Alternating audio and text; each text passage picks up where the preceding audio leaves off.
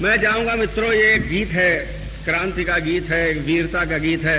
इसके साथ साथ हमेशा की तरह अपनी जीवंत उपस्थिति मुझे दें, ऐसा लगे कि मैं गंजपार में पढ़ रहा हूं और आपको भी ऐसा लगे कि अग्निवेश शुक्ल पढ़ रहा है, नए तेवरों के साथ वही पुरानी अपनी शैली। सुनिएगा, हम और पाकिस्तान। जो लोग ये कविता ना सुन सके उनके लिए मैं बता दूं, एक सपना था बड़ा घिनौना किस्म का इस पाकिस्तान के पहले राष्ट्रपति की आंखों में, जिसने यह सपना देखा। और हमारी उनकी जब लड़ाई हुई, लाल बहादुर शास्त्री के नेतृत्व में हम थे, तब उसने ये फरमान जारी किया था रेडियो पाकिस्तान से कि जंग शुरू हो गई है और इंशाअल्लाह अगले जुमे की नमाज हम जामा मस्जिद में पढ़ेंगे।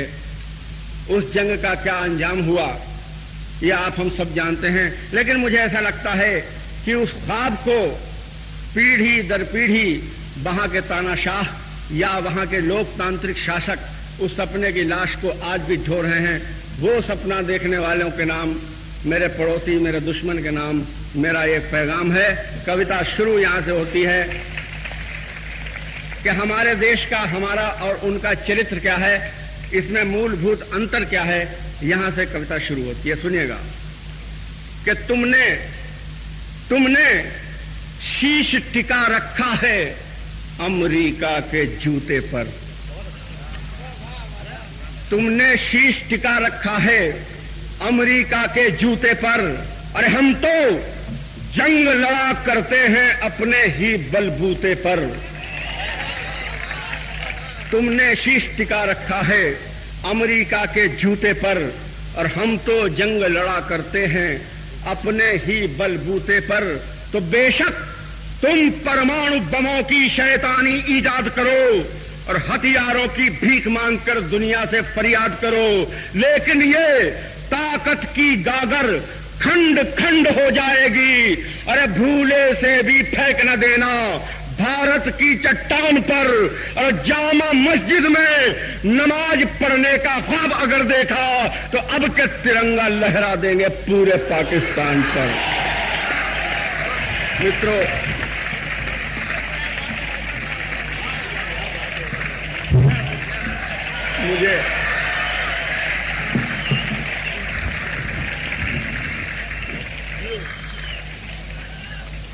मैं सुना रहा हूं, सुनाता रहूंगा मित्रों, आप सुनते रहेंगे। मुझे गर्व है आपके स्नेह पर। आपका हमारा बीच का प्यार जो है वो अगर जारी रहा तो बाकी की सारी पर्दे के पीछे की चीजें छोटी पड़ जाएंगी, ऐसा मेरा विश्वास है। ऐसे ही जीवित रहिएगा। सुनिएगा कि तुमने शीश टिका रखा है अमेरिका के जूते पर और हम तो जंग लड़ा करते हैं अपने ही बलबूते पर। तो बेशक तुम परमाणु बमों की शैतानी ईजाद करो और हथियारों की भीख मांगकर दुनिया से फरियाद करो, लेकिन ये ताकत की गागर खंड खंड हो जाएगी और भूले से भी फेंक न देना भारत की चट्टान पर। और जामा मस्जिद में नमाज पढ़ने का ख्वाब अगर देखा तो अब के तिरंगा लहरा देंगे पूरे पाकिस्तान पर। इसी क्रम में सुनिएगा पंक्तियां कि खुददारी तक बेची तुमने कुछ हथियार जुटाने में। मैंने इस्लामिक दर्शन का, उनके फलसफे का थोड़ा सा अध्ययन किया है और ये माना एक मुख्य चीज यह है, पूरे इस्लाम में एक अच्छा मजहब है, उसमें मुख्य चीज है कि आपका आत्मविश्वास, आपका स्वाभिमान, उससे बड़ी चीज इस्लाम में कुछ नहीं है। मोहम्मद साहब ने कहा है ऐसा। लेकिन मैं इनसे एक सवाल करता हूं, जो अपने आप को इस्लामी देश कहते हैं, कि खुददारी जो सबसे कीमती चीज होती है इस्लाम में, खुददारी तक बेची तुमने कुछ हथियार जुटाने में और अपनी रूह डाल दी गिरवी यूरोप के तहखाने में।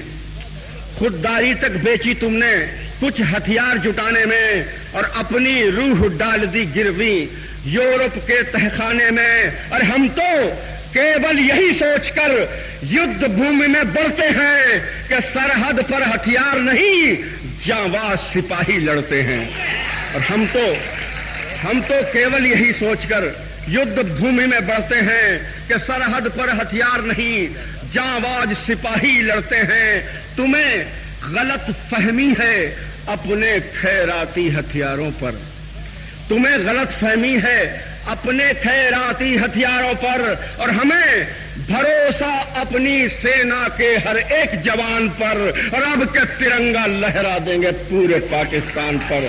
जामा मस्जिद में नमाज पढ़ने का ख्वाब अगर देखा और एक गलती जो हमारे हुक्मरान करते रहे हैं बार बार, मैं चाहता हूं कि उनके नुमाइंदे यहाँ हों, वो चाहे मेरे विरोधी भी हों, वो भी सुने, अपने आकाओं तक ये मेरा पैगाम पहुंचाएं कि जनता की भावनाएं क्या है कि अब के अपनी गलती का इतिहास नहीं दोहराएंगे और अब के वो समझौतों वाली चौसर नहीं बिछाएंगे और अब के अपनी विजयश्री अभिशापित नहीं करेंगे हम और अब के लहू शहीदों का अपमानित नहीं करेंगे हम और अब के जंग हुई तो पश्चाताप नहीं करना होगा किसी सिपाही की विधवा को सेंदूर के बलिदान पर। अरे अब के तिरंगा लहरा देंगे पूरे पाकिस्तान पर। संदर्भ कश्मीर का, जिसके कारण हमारे उनके सांप नेवले के संबंध है। उस संबंध में मेरे एक मुसलमान मित्र हैं, देशभक्त हैं वो, उन्होंने एक नज्म बहुत लंबी कही थी, लेकिन उसकी एक पंक्ति ने मुझे प्रेरणा दी। वो पंक्ति ये थी कि अब तो कश्मीर को हम इतना लहू दे आए, कश्मीर हमारा है कि तुम्हारा है हमें नहीं पता, हमने उसके बाद आंखें खोली हैं, हमारी पीढ़ी बाद की पीढ़ी है, लेकिन एक बात हम जानते हैं कि अब तो कश्मीर को हम इतना लहू दे आए कि जिस कदर फूल खिलेंगे वो हमारे होंगे। इस संदर्भ में मैं ये कहना चाहता हूं कि केसर की क्यारी क्यारी पर कुर्बानी का साया है, केसर की क्यारी क्यारी पर कुर्बानी का साया है और कश्मीरी फूलों को हमने अपना लहू पिलाया है।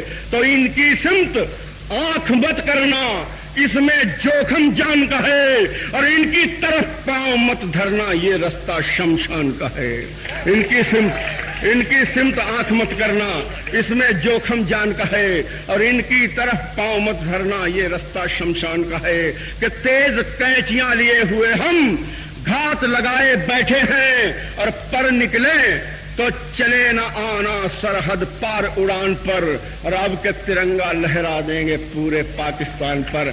और अपनी संस्कृति की बात, हमने श्लोक लिखा है हमारे पूर्वजों ने कि अयम निजहा परोवेति गणना लघु चेतसानाम उदार चरिता नाम तू वसुधैव कुटुंबकम।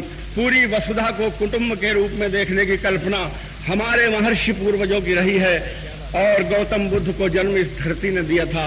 इसलिए हम इन पंक्तियों को कहने के हकदार हैं कि सदियों से हम विश्व शांति का अनुष्ठान करते आए और मानवता के हित चिंतन का वृंद गान करते आए, किंतु समर की बेला में हम महाकाल बन जाते हैं और बख्श फाड़ करके दुश्मन का लोहू तक पी जाते हैं।